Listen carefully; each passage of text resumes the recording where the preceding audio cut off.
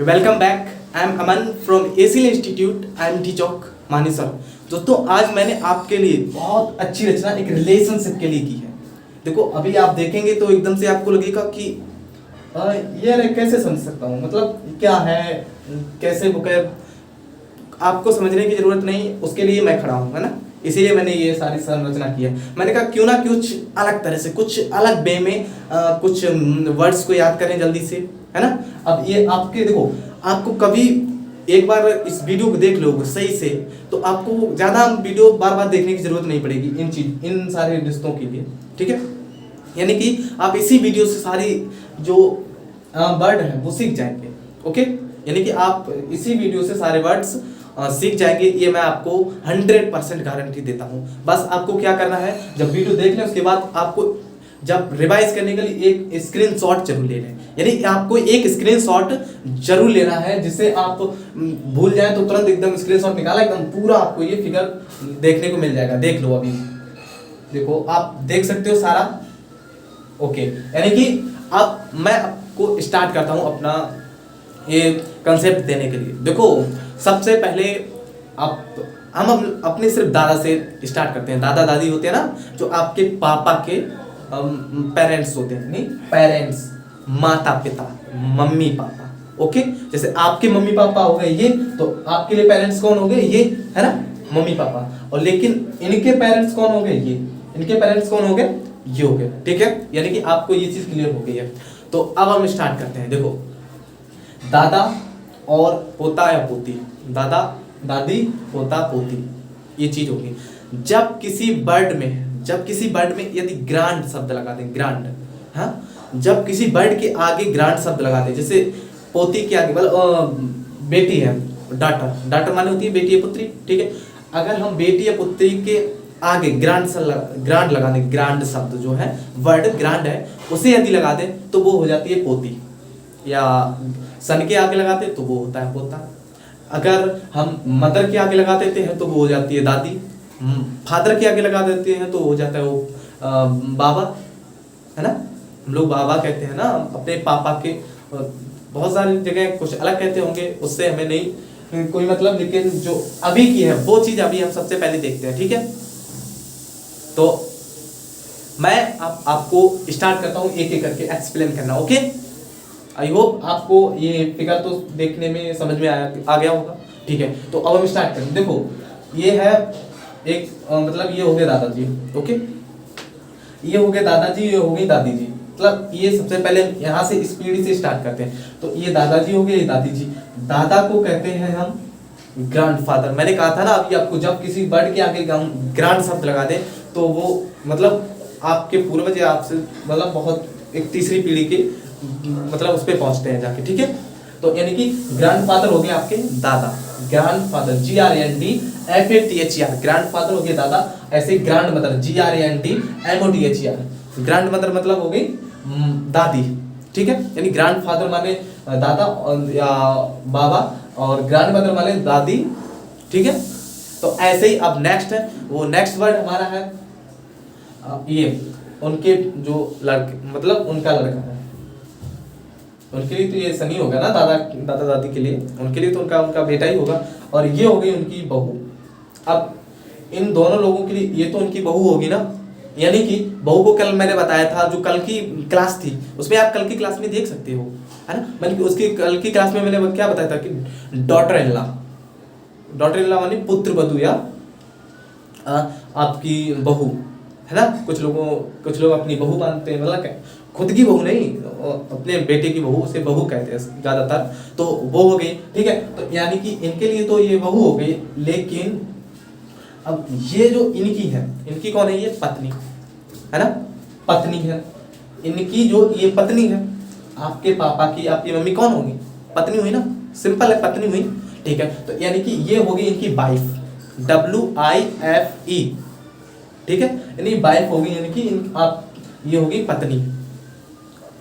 तो I hope आपको इतना ये दोनों चीजें समझ में आ गई होंगी। अब इनके यदि एक भाई है, इनके भाई है, तो वो आपके क्या लगेंगे, आपके पापा के भाई है, वो क्या लगेंगे, चाचा, है ना। तो चाचा को हम कहते हैं अंकल, UNC अंकल, अंकल मतलब चाचा, अंकल मतलब चाचा। हाँ, और आपके पापा की जो बहन है, जैसे आपकी वो तो होती है बुआ। वैसे आप कहना चाहो तो कह सकते हो आंटी भी, आंट या आंटी भी कह सकते हो बुआ को, लेकिन आंट आंटी कह सकते हो, उसके अलावा आप कहते हो father's sister, father's sister. Father's मतलब अपस्ट्रॉफ एस लग जाता है, फादर्स यानी पिता की बहन, फादर्स सिस्टर, फादर्स सिस्टर, है ना। तो पिता की बहन हो जाती है, यानी कि आपके पिता के जो भाई है वो हो गए चाचा, ठीक है। अब आपका और इनका संबंध क्या हो जाएगा, चाचा और आपका संबंध।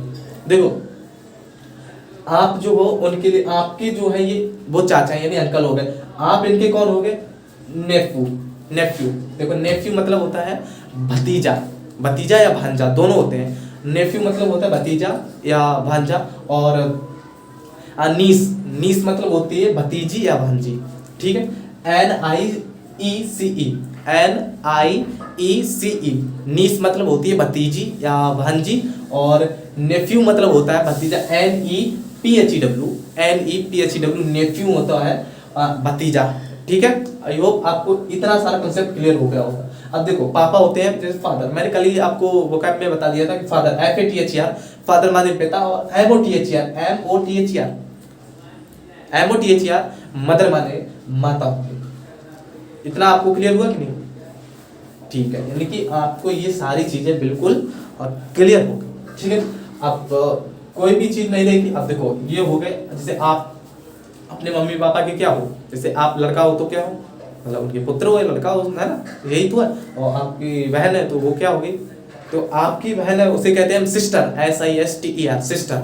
सिस्टर मतलब बहन, इंग्लिश में सिस्टर कहते हैं, सिस्टर, ठीक है। और आपके क्या हो गए, भाई, आपकी बहन है उसके आप क्या लगते हैं, भाई, यानी कि brother, BROTHER, BROTHER, brother, brother मतलब भाई, ठीक है। और जो आपके मम्मी पापा है, वो आपके मम्मी पापा मतलब मम्मी पापा जो एक शब्द बनाते हैं वो होता है parents, PREPARENTS, parents, parents, parents, okay. तो यानी कि आपको ये सारी चीज समझ में आ गई होंगी। देखो मैंने आपको बताया था, यदि मदर छिपा दे और यहाँ पर डाटर लगा दे, देखो ऐसे ग्रांड और ग्रांड डाटर, तो ग्रांड डाटर माने होगी पोती, नातन, नातन कहते हैं ना हम लोग घर में, नातिन। और नाती को कहते हैं, अगर यहाँ पे हम यहाँ पर ये फादर छिपा दे और ग्रांड सन देखें तो हो गया वो हमारा नाती या पोता, ओके। तो ये सारी चीज बिल्कुल समझ में आ गई होगी, ठीक है। चलो अब बताओ, बाबा को या दादा को क्या कहते हैं हम, बाबा या दादा को, ठीक है, यानी कि ग्रैंडफादर। अच्छा, हम नाती को क्या कहते हैं, हाँ ग्रैंडसन। अच्छा, नातिन को ग्रैंड डॉटर, ठीक है। यानी कि और पति, आपकी जो वाइफ होती, मतलब आपकी जो पत्नी है, जैसे आपके मम्मी पापा की, जैसे आपकी मम्मी पापा की जो वो है, मतलब आपकी मम्मी है, वो आपके पापा के लिए कौन है, पत्नी, यानी कि वाइफ, ओके, वाइफ हो गया।